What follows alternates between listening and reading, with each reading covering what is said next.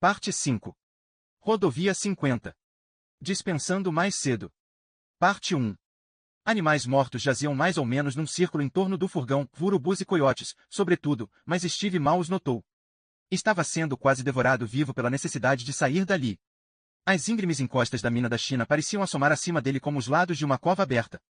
Chegou ao furgão um pouco à frente dos outros. Cynthia e Mary ladeavam David, cada uma segurando um dos braços do menino, embora ele não parecesse cambalear-se, e abriu com força a porta do carona. Steve, o que? Começou Cynthia. Entra. Deixa as perguntas para depois. Empurrou-a pelo traseiro para o banco. Chega para lá. Dê espaço. Ela o fez. Steve voltou-se para David. Vai criar problema? David balançou a cabeça. Tinha os olhos vazios e apáticos, mas isso não convenceu inteiramente Steve. O menino era simplesmente cheio de recursos, tinha provado isso antes de ele e Cynthia sequer o conhecerem. Ele empurrou David para dentro do furgão, depois olhou para Mary. Entra. A gente vai ter de se apertar um pouco, mas se ainda não somos amigos a essa altura. Ela subiu na boleia e fechou a porta, enquanto Steve contornava correndo pela frente, pisando num urubu ao passar. Era como pisar num travesseiro recheado de ossos. Há quanto tempo o chefe se fora? 1 minuto. 2. Não fazia ideia. Qualquer senso de tempo que tivesse tido antes tinha se despedaçado completamente. Ele saltou para o assento do motorista e se permitiu só um momento para se perguntar o que fariam se o motor não pegasse. A resposta, nada, veio logo.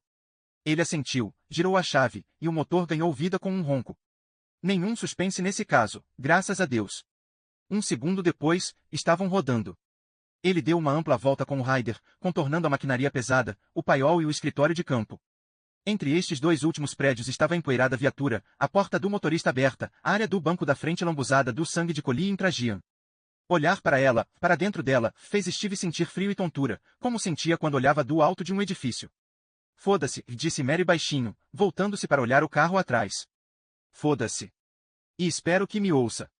Passaram sobre um morrete e o furgão trepidou de um modo terrível. Steve voou do banco, as coxas bateram na parte de baixo do arco do volante, a cabeça no teto. Ele ouviu um chocalhar abafado, as coisas no fundo do furgão voando para todos os lados. As coisas do chefe, na maioria. Epa, disse Cynthia. Não acha que está metendo o pé fundo demais, garotão? Não, disse Steve. Olhou pelo retrovisor lateral quando começaram a subir queimando a estrada de cascalho que levava à borda do poço. Procurava a entrada, mas não havia, estava do outro lado do furgão. A cerca de metade do caminho da borda bateram em outro calombo, um maior, e o furgão pareceu deixar a estrada por 1 ou 2 instantes.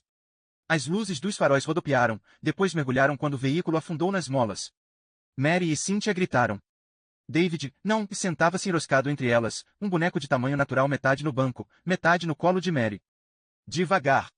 Gritou Mary. Se sair da estrada, a gente vai direto pro fundo. Devagar, seu babaca. Não, ele repetiu, sem acrescentar que sair daquela estrada, mais larga que uma autoestrada da Califórnia, era a menor de suas preocupações. Via a borda do poço à frente. O céu acima era agora de um violeta escuro, clareando, em vez de negro. Ele olhou além dos outros, pelo retrovisor lateral, procurando a negra boca do túnel no buraco mais escuro da mina da China, quem tá, e depois não teve de se preocupar. Um quadrado de luz branca, forte demais para se olhar, iluminou de repente o chão do poço. Saltou para fora da mina da China como um punho de chamas e inundou a boleia do furgão com um brilho alucinado. Deus do céu, o que é isso? Gritou Mary, erguendo uma mão para tapar os olhos. O chefe, disse Steve, em voz baixa. Um forte impacto pareceu correr diretamente embaixo deles, um som abafado de ariete. O furgão começou a tremer como um cachorro assustado. Steve ouviu pedaços de rocha e cascalho começarem a deslizar. Olhou por sua janela e viu, no brilho agonizante da explosão, negras redes de canos emissores de PVC deslizando pela encosta do poço abaixo. O pórfiro estava em movimento. A mina da China desmoronava sobre si mesma. Oh, meu Deus, vamos ser enterrados vivos, gemeu Cynthia. Bem, vamos ver, disse Steve. Segurem-se. Comprimiu até o fundo o acelerador, também não faltava muito para isso, e o motor do furgão respondeu com um grito irado. Estamos quase lá, querido, ele pensou para o motor. Quase lá, vamos, trabalhe comigo, lindo, não me decepcione.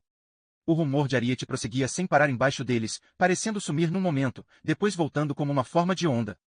Quando chegaram à borda do poço, Steve viu um rochedo do tamanho de um posto de gasolina passar saltando encosta abaixo, à direita. E, mais sinistro que o rumor abaixo deles, ouviu um crescente sussurro bem embaixo. Ele sabia que era a superfície de cascalho da estrada. O furgão ia para o norte, a estrada, para o sul. Em apenas uns poucos instantes ia desabar dentro do poço como uma esteira de exercício solta. Corra, seu puto! Gritou, batendo no volante com o punho fechado. Corra por mim! Já! Já! O Ryder arrancou por cima da borda do poço como um desajeitado dinossauro de focinho amarelo. Por um momento, a coisa ainda ficou em dúvida, quando a terra esfacelada sob as rodas dianteiras acabou e o furgão vadiou primeiro para o lado e depois para trás. Vá! Gritou Cynthia. Curvava-se para frente, agarrando o painel. Oh, por favor, vá! Pelo amor de Deus, tira a gente daqui! Foi lançada de volta contra o banco quando as rodas tornaram a encontrar apoio. Por um momento, os faróis continuaram espetando o céu que clareava, e então cruzavam a borda toda, rumo ao norte. De trás deles, saindo do poço, subiu uma interminável coluna de poeira, como se a estranha tempestade anterior tivesse recomeçado, apenas limitada àquele local. Subia ao céu como uma pira.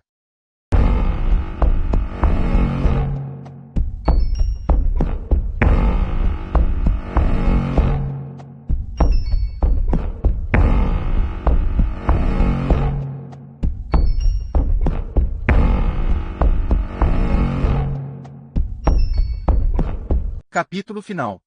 Parte 2. A descida pelo lado norte da terraplenagem foi menos arriscada. Quando atravessavam os 3 quilômetros de deserto entre a mina e a cidade, o céu a leste era de um luminoso rosa-salmão. E quando passaram pela bodega com a tabuleta caída, o arco superior do sol rompeu no horizonte. Steve meteu o pé no freio logo depois da bodega, no extremo sul da Main Street de desespero.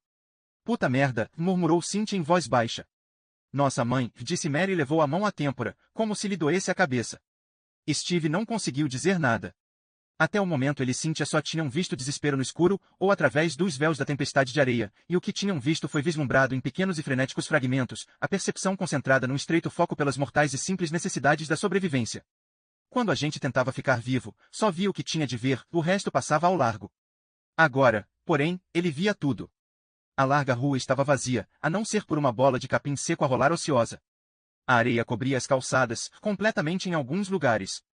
Vidraças quebradas reluziam aqui e ali. O lixo tinha sido soprado para todos os lados. Tabuletas haviam caído. Fios de eletricidade jaziam enroscados na rua como cabeças de regadores quebradas. E a marquise do American West agora jazia na rua como um velho iate que finalmente foi dar contra os rochedos. A única letra restante, um grande R negro, acabará por cair.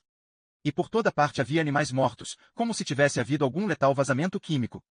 Ele via dezenas de coiotes, e da porta do Budsud saía um longo e curvo rabicho de ratos mortos, alguns semicobertos pela areia chiando a leve brisa da manhã. Escorpiões mortos cobriam o caído duende da biruta. Pareciam a Steve sobreviventes de um naufrágio que haviam morrido numa ilha estéril. Urubus jaziam na rua e nos telhados como montes de fuligem. E imporeis limites às pessoas em volta, disse David. Tinha a voz morta, inexpressiva. E direis, cuidai-vos de não subirdes ao monte.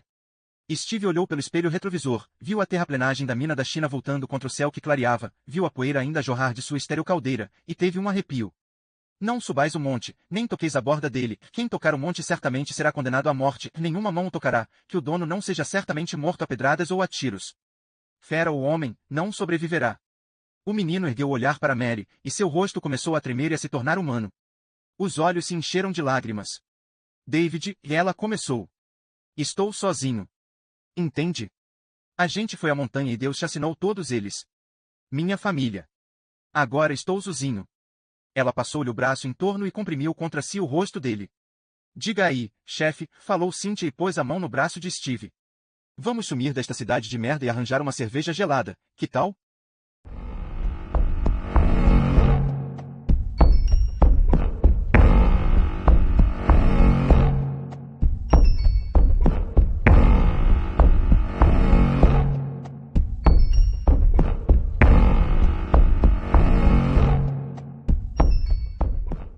Capítulo final. Parte 3. De novo na rodovia 50. Descendo por ali, disse Mary. A gente já está chegando. Haviam passado pelo trailer do Scarver. David virou de novo o rosto para os seios de Mary quando se aproximavam do carro, e ela passou os braços em torno da cabeça dele e o apertou. Durante quase 5 minutos ele não se moveu, não parecia sequer respirar. A única maneira de ela ter certeza de que ele estava vivo era por sentir as lágrimas, lentas e quentes, que molhavam sua blusa.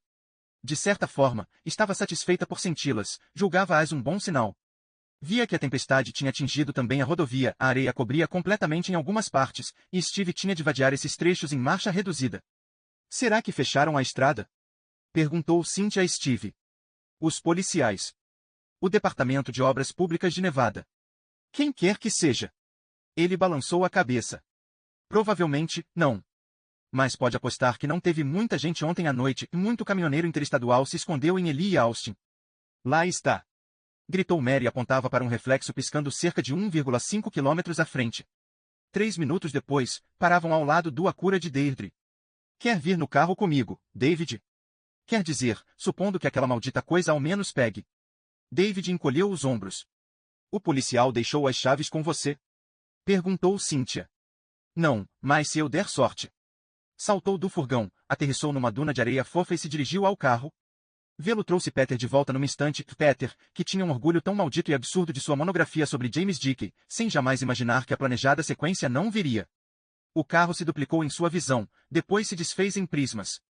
Com o peito apertado, ela passou o braço pelos olhos, se ajoelhou e apalpou por baixo do para-choque dianteiro. A princípio não encontrou o que buscava, e tudo pareceu demais. Por que queria seguir o Ryder até Austin naquele carro, mesmo? Cercada de lembranças? De Peter.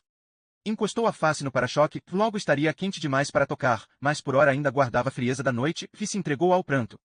Sentiu uma mão tocar a sua, hesitante, e olhou em volta. David estava ali parado, o rosto escaveirado e velho demais pendido sobre o esguio tórax de menino, numa camiseta de beisebol manchada de sangue. Ele olhava para ela com um ar solene, não exatamente segurando sua mão, mas tocando seus dedos com os dele, como se quisesse segurá-la. O que há, Mary? Não encontro a caixinha, ela disse e deu uma grande e úmida fungada.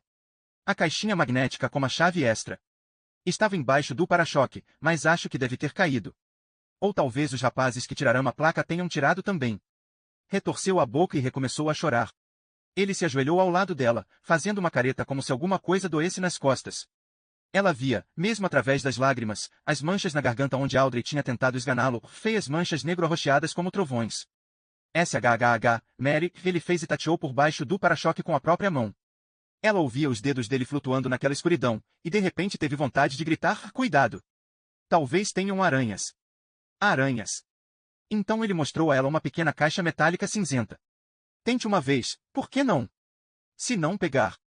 Encolheu os ombros, para mostrar que isso não tinha muita importância, fosse como fosse, sempre havia o furgão.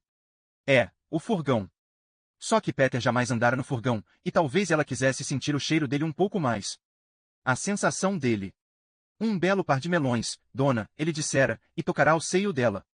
A lembrança do cheiro dele, do toque dele, da voz dele. Os óculos que usava quando dirigia. Essas coisas doíam, mas, eu vou com você, disse David.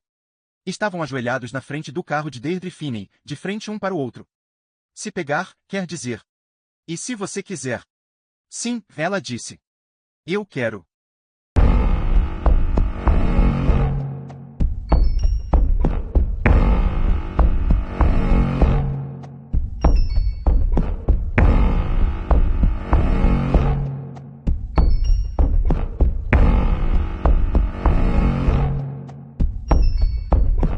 Capítulo final. Parte 4. Steve e Cynthia se juntaram a eles, ajudaram-nos a ficar de pé. Eu me sinto como se tivesse 108 anos, disse Mary. Não se preocupe, não parece nem um dia mais que 89, disse Steve e sorriu quando ela fingiu que ia bater nele. Quer mesmo tentar chegar a Austin nesse carrinho? E se atolar na areia? Uma coisa de cada vez. A gente nem sabe se ele pega, sabe, David? Não, disse David, com uma espécie de suspiro. Mary sentia que ele se afastava dela de novo, mas não sabia o que fazer. Ele permanecia cabisbaixo, olhando a grade do Acura como se todos os segredos da vida e da morte estivessem ali, as emoções de novo desaparecendo do rosto, deixando distante e pensativo. Segurava frouxamente o Magna Cube de metal cinzento com a chave extra dentro. Se pegar, a gente segue em caravana, ela disse a Steve. Eu atrás de vocês. Se atolar, a gente vai pro furgão. Mas acho que não vai atolar. Não é um carro ruim assim, na verdade. Se a maldita da minha cunhada não o tivesse usado como depósito de droga. A voz tremeu e ela cerrou os lábios com força. Acho que a gente não tem de rodar muito para pegar a estrada limpa, disse David, sem erguer o olhar da grade do Acura. Uns 50 quilômetros? 60. Depois, estrada livre. Mary sorriu para ele. Espero que tenha razão. E tem um problema um pouquinho mais grave, disse Cynthia. O que a gente vai dizer à polícia sobre isso tudo? A polícia de verdade, eu quero dizer. Ninguém falou nada por um instante. Então David, ainda olhando para a grade do Acura, disse, o que pareceu ser. Deixa que eles descubram o resto por si mesmos. Não estou entendendo, disse Mary. Na verdade, achava que entendia, mas queria mantê-lo falando. Queria-o ali presente com o resto deles, mentalmente, além de fisicamente. Eu vou contar sobre os pneus furados e como o policial mal levou a gente para a cidade. Que fez a gente ir com ele dizendo que tinha um cara no deserto com um rifle. Mary, você conta como ele parou você e Peter. Steve, você conta que estava procurando Johnny e ele ligou. Eu conto como a gente escapou depois que ele levou minha mãe. Que a gente foi pro cinema. Que a gente chamou você pelo telefone, Steve. Aí você pode contar como chegou ao cinema, também. E foi lá que a gente ficou a noite toda. No cinema. Nunca fomos à mina, disse Steve. Testando. Experimentando. David assentiu. As marcas na garganta se destacavam no sol forte. O dia já começava a esquentar. Certo, disse. E, desculpe, David, eu tenho de que seu pai. E ele? Foi procurar minha mãe. Quis que eu ficasse com vocês no cinema, por isso eu fiquei. A gente não viu nada, disse Cynthia. É. Na verdade, não. Ele abriu o Magna Cube, tirou a chave e deu-a a Mary. Por que não experimenta o motor? Num segundo. O que vão pensar as autoridades do que vão encontrar? Toda aquela gente morta, aqueles bichos mortos? E o que vão dizer? O que vão anunciar? Steve disse, tem gente que acredita que um disco voador caiu não longe daqui, na década de 1940. Sabia disso? Ela balançou a cabeça. Em Roswell, Novo México. Segundo a história, teve até sobreviventes. Astronautas de outro mundo. Não sei se isso é verdade, mas pode ser. Os indícios sugerem que alguma coisa bastante séria aconteceu em Roswell. O governo encobriu o caso, o que quer que tenha sido. Vai encobrir esse da mesma forma. Cynthia socou o braço dele. Um bocado paranoico, pãozinho. Ele deu de ombros. Quanto ao que vão pensar, gás venenoso, talvez. Alguma merda estranha que vazou de um bolsão na terra e enlouqueceu as pessoas. E não está muito errado, está? Na verdade? Não, disse Mary. Acho que o mais importante é que todos contemos a mesma história, assim como David esboçou. Cynthia deu de ombros, e surgiu em seu rosto um fantasma de sua atitude estou me lixando. Quer dizer, se a gente ceder e contar a eles o que aconteceu mesmo, eles não vão acreditar, certo? Talvez não acreditem, disse Steve, mas se não faz diferença para você, eu preferia não passar o próximo mês e meio fazendo testes com detector de mentiras e olhando borrões de tinta, quando podia passar esse tempo olhando para seu rosto exótico e misterioso. Ela tornou a socar o braço dele. Um pouco mais forte desta vez. Surpreendeu David observando essa brincadeira e balançou a cabeça para ele. Acha que eu tenho um rosto misterioso e exótico? David deu as costas, olhou as montanhas ao norte. Mary foi até a porta do motorista do Acura e abriu-a, lembrando-se de que teria de puxar o banco antes de dirigir. Peter era um palmo mais alto que ela. O porta-luvas estava aberto, de quando ela procurava a licença do carro, mas certamente uma lâmpadazinha pequena como a de lá de dentro não podia puxar mais que um pouco de energia, podia? Bem, não era exatamente uma questão de vida e morte em nenhum. Ah, Deus do céu, disse Steve, com uma voz baixa, sem força. Ah, meu Deus do céu, vejam. Ela se voltou. No horizonte, parecendo pequena distância, via-se a face norte da terraplenagem da mina da China. Acima dela pairava uma gigantesca nuvem de poeira cinza escura. Flutuava no céu, ainda ligada ao poço por um nebuloso cordão umbilical de poeira, os restos de uma montanha se elevando ao céu como terra envenenada após uma explosão nuclear. Tinha a forma de um lobo, a cauda apontando para o sol recém-nascido, o focinho grotescamente alongado voltado para o oeste, onde a noite ainda se esvaía de má vontade. O focinho estava aberto. Saindo dele, via-se uma forma estranha, amorfa mas de algum modo reptiliana. Havia alguma coisa de escorpião naquela forma, e de lagarto também. Quem tá? Quem tá? Mary deu um grito por entre as mãos erguidas.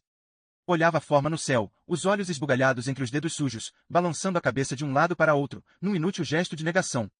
Pare, disse David, e passou o braço pela cintura dela. Pare, Mary. Aquilo não pode fazer mal a gente. Já está indo embora.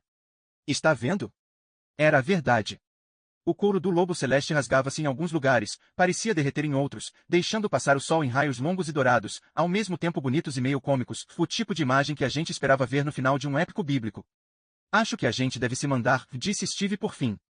Eu acho que a gente nunca devia ter vindo, para começar, disse Mary com uma voz fraca, e entrou no carro. Já sentiu o aroma da loção de barba do marido morto.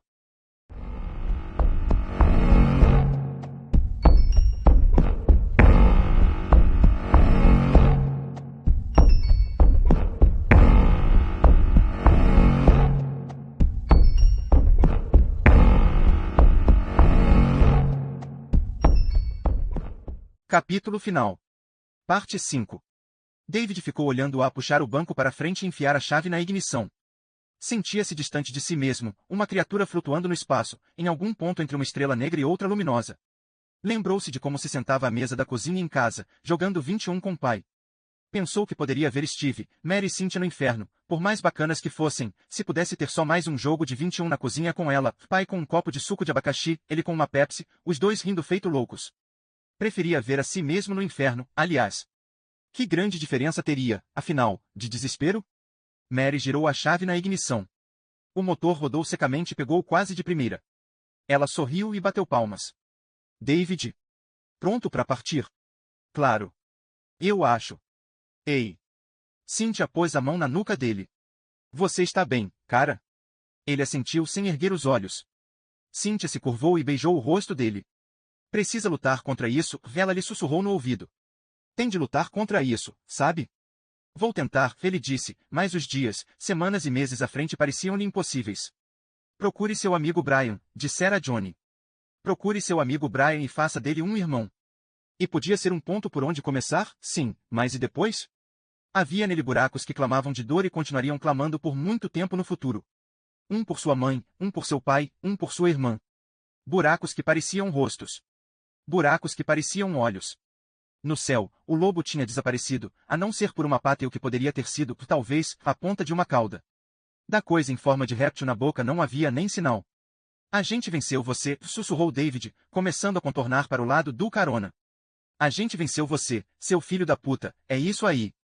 Tac, sussurrou uma voz sorridente e paciente bem no fundo de sua mente. Taca lá. Taca a van. Ele desviou a mente e o coração dela com esforço. Procure seu amigo e faça dele um irmão. Talvez. Mas primeiro Austin. Com Mary, Steve e Cynthia. Pretendia ficar com eles o maior tempo possível. Eles, pelo menos, podiam entender, e de certa forma ninguém mais poderia. Tinham estado no poço juntos. Ao estender a mão para a porta do carona, fechou a pequena caixa de metal e enfiou-a sem prestar atenção no bolso. Parou de repente, a mão imobilizada em pleno ar, ao avançar para a maçaneta. Alguma coisa tinha desaparecido, a cápsula da escopeta. Alguma coisa tinha sido posta em seu lugar, um pedaço de papel duro. David. Chamou Steve da janela aberta do furgão. Algum problema? Ele balançou a cabeça, abrindo a porta do carro com uma das mãos e tirando o papel dobrado do bolso com a outra. Era azul. E tinha alguma coisa de conhecido, embora ele não se lembrasse de ter um papel daqueles no bolso no dia anterior.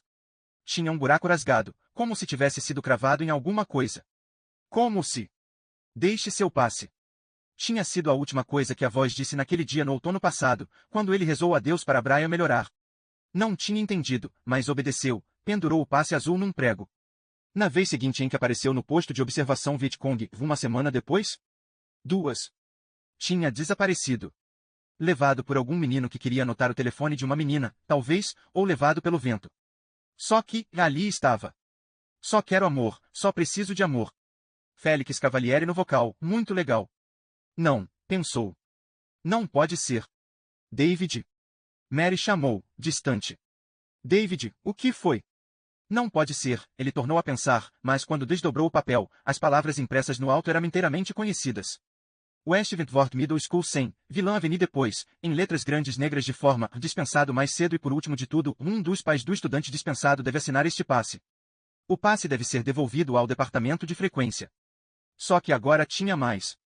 Uma breve mensagem rabiscada abaixo da última linha impressa. Alguma coisa se mexeu dentro dele. Uma coisa imensa. A garganta fechou, depois abriu para soltar um longo e lamentoso grito, que era simplesmente dor ao máximo. Ele oscilou, agarrando-se ao topo do Acura, baixou a testa para o braço e começou a soluçar. De uma grande distância, ouviu as portas do furgão se abrirem, ouviu Steve e Cynthia correndo para ele. Chorava. Lembrou de pai, segurando a boneca e sorrindo para ele. Lembrou da mãe, dançando com a música do rádio na sala da lavanderia, com um ferro numa mão, rindo de sua própria tolice. Lembrou do pai, sentado na varanda com os pés apoiados no balaustre, um livro numa das mãos e uma cerveja na outra, acenando-lhe quando voltava da casa de Brian, empurrando a bicicleta pela entrada da garagem ao crepúsculo. Lembrou de como os tinha amado, como sempre os amaria. E Johnny? Johnny de pé na borda da mina da China, dizendo, às vezes ele faz a gente viver. David chorava de cabeça baixa, com o passe agora amassado no punho fechado, aquela coisa imensa ainda se movendo dentro dele, uma coisa parecida com um deslizamento de terra, mas talvez não tão ruim. Talvez, no fim, não tão ruim. David. Steve o sacudia. David. Estou bem, ele disse, erguendo a cabeça e enxugando os olhos com a mão trêmula. O que houve? Nada. Estou bem. Vão embora. A gente vai atrás. Cynthia olhava para ele, em dúvida. Tem certeza? Ele assentiu. Eles voltaram, olhando para trás. David conseguiu acenar. Depois entrou no Acura e fechou a porta. O que foi? Perguntou Mary. O que foi que você encontrou? Estendeu a mão para pegar o pedaço de cartolina azul, mas David manteve-o na sua por enquanto. Lembra quando o policial jogou você na área das celas onde a gente estava? Ele perguntou. Como você tentou pegar a escopeta? Jamais vou esquecer. Enquanto você lutava com ele, uma cápsula da escopeta caiu da mesa e rolou para junto de mim. Quando eu tive uma oportunidade, peguei. Johnny deve ter roubado de meu bolso quando me segurava. No poço da mina. Depois que meu pai foi morto. Ele usou a cápsula para detonar o anfo. E quando atirou de meu bolso, botou isto. Botou o quê? O que é isso? É um passe de dispensado mais cedo de minha escola, lá em Ohio. No outono passado, eu o enfiei num prego numa árvore e deixei lá. Uma árvore lá em Ohio. No outono passado. Ela olhava pensativa, os olhos muito arregalados e parados. No outono passado. É. Assim, eu não sei onde ele encontrou, e não sei onde guardava. Quando estava no paiol, fiz com que esvaziasse todos os bolsos. Tinha medo de que tivesse pego um dos quentais. Não estava com ele naquela hora.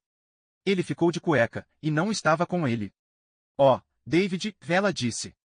Ele balançou a cabeça e entregou o passe azul a ela. Steve saberá se é a letra dele e disse. Aposto $1 milhão que é, David, não deixe a múmia alcançá-lo. João I, 4h08. Lembre-se.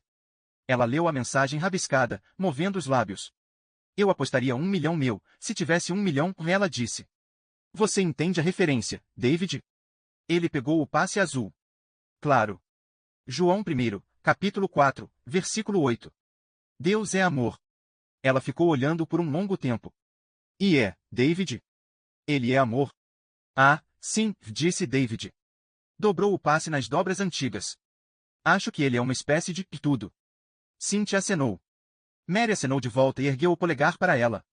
Steve arrancou e Mary o seguiu, os pneus do Acura rodando relutantes pela primeira lombada de areia, e depois ganhando velocidade. David recostou a cabeça no assento, fechou os olhos e começou a rezar.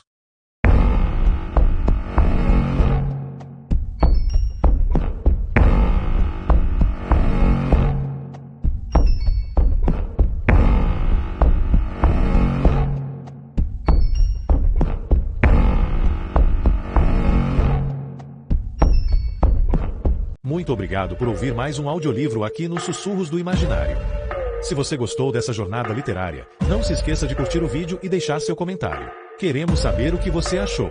Inscreva-se no canal e ative as notificações para continuar explorando histórias fascinantes e descobrindo novos mundos ao nosso lado. Sussurros do Imaginário, a sua melhor companhia para viagens literárias. Até a próxima aventura!